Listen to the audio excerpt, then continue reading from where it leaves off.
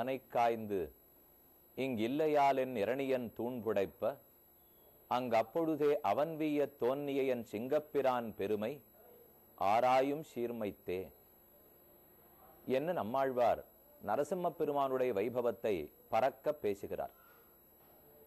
ஸ்ரீ நிருசிம்ஹாவதாரத்துக்கு ஓர் தனிச்சிறப்புண்டு. சேராத இரண்டை ஒன்றாக சேராது. ஆனால் அவ்விரண்டையும் சேர்த்து காட்டிய பெருமை எம் சிங்கப்பிரானுக்கு உண்டு. அந்த சிங்கப்பிரானுக்கு மற்றொரு ஏற்றம், ஒரு குழந்தை கைகாட்டினான் என்பதற்காக, அவனுடைய வார்த்தையை உண்மையாக்க வேண்டும் என்பதற்காகவே தூணுக்கு நடுவிலே தோன்றினான். சுவாமி வேதாந்த தேசிகன் எதிர்ச்சா ஹரி என்று இந்த எம்பெருமானை போற்றுகிறார். ஷடக்கென தோன்றினான்.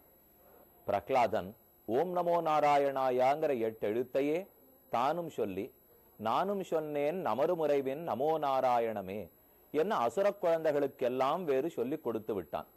அது கண்டு அசுர குருக்களுக்கு பொறுக்க மாட்டாமல், உன் பிள்ளை கண்டதை சொல்லுகிறான், உன் பேரச் சொல்லென்னால் சொல்ல மறுக்கிறான், நீயே உன் பிள்ளைய பார்த்துக்கொள் என்று சண்டன் மர்க்கன்கிற 2 குருக்களும் பிரகலாதனை கொண்டு போய் ஹிரண்யகசிபுவிடத்தே விட்டார்கள். ஹிரண்யகசிபு முதல்ல சமாதானமாகத்தான் கேட்டு பார்த்தான், என்னுடைய நாமத்தை சொல்லு, நாராயண நாமத்தை சொல்லாதேனுட்டு.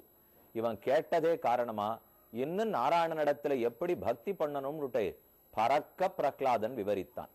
அது கொண்டு ஹிரண்யகசிபுவுக்கு கோபம் ஏற்பட்டது. யான காலிலே போட்டு இடறினான், மலைமுகட்டிலிருந்து பிடிச்சு தள்ளினான், பாம்பு வாயிலே கடிக்க விட்டான், ஆழ்கடலிலே போட்டு அழுத்தினான், காளவாய்த்தீயிலே போட்டு எரித்தான். எது பண்ணியும் பகவான் பிரகலாதனை ரட்சித்து விட்டான். ஆகையாலே இனி இவனை கொல்லுவது இயலாது, என்ன நடக்கிறதுன்னு பார்ப்போம்னுட்டு நீ சொல்லும் ஹரி எங்கிருக்கிறான் என்று நரசிம்ம பெருமானை பற்றி இப்போது பிரகலாதன் சொல்ல போகிறான். அப்போது இந்த தூணுக்குள்ளே இருக்கிறானான்னு ஹிரண்யகசிபு கேட்டான். எங்கு முழங் கண்ணன், கண்ணன் எங்கும் இருக்கிறான், ஓர் தூணுக்குள் மட்டுமல்லான்னு பிரகலாதன் சொன்னான். இந்த தூணிலே இருக்கிறானா என்று மறுபடியும் கேட்டான் ஹிரண்யகசிபு. ஆம், இந்த தூணிலே உளான். பள்ளியிலோதி வந்ததன் சிறுவன் வாயில் ஓர் 1000 நாமம் ஒள்ளியவாகி போத ஆங்கதனுக்கொன்றுமோர் பொறுப்பிலனாகி பிள்ளையை சீறி வெகுண்டு. நல்லது சொன்னதுக்காக இவ்வளவு கோபம் பெத்த அப்பன் படுவனா? ரொம்ப விசித்திரமான அப்பன் போல் இருக்கு. அதனாலதான் இந்த பிரகலாதனை கண்டு கோபப்பட்டு, ஓ நீ சொன்ன இடத்துல மட்டும் அந்த நாராயணன் இல்லாமல் போனால் கும்பத்தின்கரியை கோள்மா கொன்னன உன்னை கொன்று உடலை பிளந்து நின் செம்புத்த குருதி தேக்கி உன்னுடைய குருதியையும் உன்னுடைய குடலையும் தின்று விடுவேன், நீ சொன்னபடிக்கு இதற்குள் பெருமான் இருக்க வேண்டும் என்று சொல்லி ஓங்கி தட்ட பிளந்தது தூணும், புறப்பட்டது செங்கட்சீயம் என்று சிவந்த முகத்தோடே கூட உலகமே நடுங்கும்படிக்கு பெருமான் தோன்றினான். ஸ்தம்பே சபாயாம் ந மிருகம் ந மானுஷம், மனித உருவம் இல்லாமல், அதே போல ஒரு கேசரியான சிங்க உருவம் இல்லாமல் நரங்கலந்த சிங்க உருவத்தோடே பெருமான் இங்கு தோன்றினான். அந்த தோன்றின பெருமானுடைய அகோபிலத்தை தான் கடந்த சில நாட்களாக நாம் சேவித்துக் கொண்டு வருகிறோம். முதலில் ஜுவாலா நிருசிம்மனை சேவித்தோம், உங்களுக்கு ஞாபகம் இருக்கும். அந்த ஜுவாலா நிருசிம்மன் மெதுமெதுவே தன்னுடைய கோபத்தை அடக்கிக் கொள்வதற்காக மலைமுகட்டிலிருந்து கீழே இறங்கி மேல் அகோபிலம் என்று கொண்டாடப்படுகிற இத்திருத்தலத்தை சேவை சாதிக்கிறான். இப்போது நாம் மேல் அகோபிலத்துக்கு வந்துள்ளோம். பிரதானமான பெருமாள் பங்குனி மாசம் பௌர்ணமியிலே முடிவடையக்கூடிய பிரம்மோத்சவம். இந்த எம்பெருமானுக்கு அடுத்தடுத்த நாள் உற்சவமாகத்தான் கீழ் அகோபிலத்திலே எழுந்தருளியுள்ள பெருமாள் உற்சவம் கண்டருளுகிறார். இங்கே மூலமூர்த்தி 2 திருக்கைகளோடு சவசாதிக்கிறார். மூலமூர்த்தியினுடைய மடியிலே ஹிரண்யகசிபு கிடக்கிறான். பரியனாகி வந்த அவுணன் உடல் கேண்ட அமரர்க்கரிய ஆதிப்பிரான் அரங்கத்தமலன் என்று திருப்பாணாழ்வார் அமலநாதிபிரானிலே பாடியிருக்கிறார். தேவர்களுடைய வரத்தை கணிசித்தானே ஒழிய தேவதேவனான பெருமாளுடைய கோபத்தை கண்டு பயப்படாமல் போனானே அவன். அதனாலே அவனை பிடித்து தன்னுடைய மடியிலே இட்டு கிழிக்கிற 2 கைகளோட மட்டும் பெருமாள் சேவை சாதிக்கிறார். மூலமூர்த்திக்கு முன்பாகவே பிரகலாதன் சிறு குழந்தையாக கூப்பின கைகளோடைய சேவை சாதிக்கிறான். அது தனி சன்னதி. அந்த சன்னதியினுடைய வாசலிலே தான் இப்போது நாம் அமர்ந்திருக்கிறோம். இந்த சன்னதிக்கு நேர் உள்ளே பூமியிலே நீங்கள் பார்க்கும் இடம் ஒரு முக்கியத்துவம் வாய்ந்திருக்கிற தலம். நாம் கீழேயே அகோபில மடத்தை பற்றி சுருக்கமாக கண்டுள்ளோம்.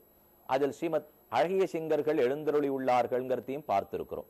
அதுல ஒன்னான அழசிங்கருடைய சரித்திரத்தையும் சுருக்கமாக சொல்லி இருக்கிறேன்.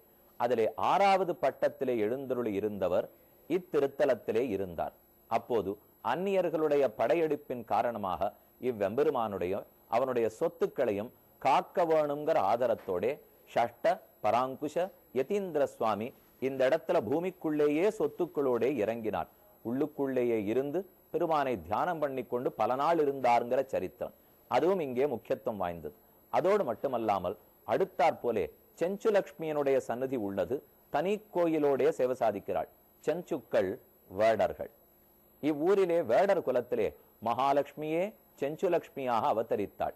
அவளை பெருமான் திருக்கல்யாணம் பண்ணி கொண்டார். அந்த திருக்கல்யாண உற்சவம் பிரம்மோற்சவத்தின் போது 7ஆம் திருநாள் அன்றைய தினம் கோலாகலமாக கொண்டாடப்படுகிறது. அத்தை சேவித்துக் கொள்ளுவோம். ஆக செஞ்சுலக்ஷ்மியும் சேவித்துக் கொண்டோம். நடுவிலே பெருமானுடைய மூலவர் அவர் எழுந்தருளி உள்ள கோவில் வாசலையும் இப்போது சேவிக்கிறோம்.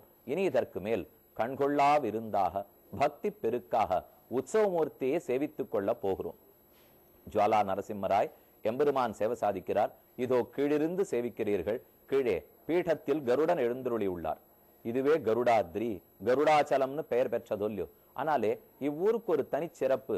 எங்கேயுமே பிரம்மோற்சவத்தின் போது கருடோத்சவத்தை 3ஆம் திருநாள் 4ஆம் திருநாளும் போது நம்ம எல்லாரும் சேவிச்சிருக்கோம்.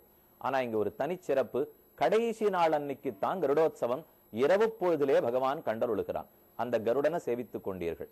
அதற்கு மேலே எம்பெருமானுடைய திருமடியிலே ஹிரண்யகசிபு கிடக்கிறான். பைங்கனார் அரியுருவாய் வெறுவ நோக்கி பருவரைத்தோள் இரணியனை பத்தி வாங்கி அங்கவாள் உயிர்நுதியால் அவனதாகம் அங்குருதி பொங்குவித்தான் அடிக்கீழ் நிற்பீர் என்று திருமங்கியாழ்வாருடைய ரொம்ப ஆச்சரியமான பாசுரம். அப்படி ஹிரண்யகசிபு மடியிலே கிடக்க 10 திருக்கரங்களோட பெருமாள் சேவை சாதிக்கிறார். ஜுவாலா நரசிம்மன் மூலமூர்த்தியை 8 திருக்கரங்களோட நாம் சேவித்தோம்.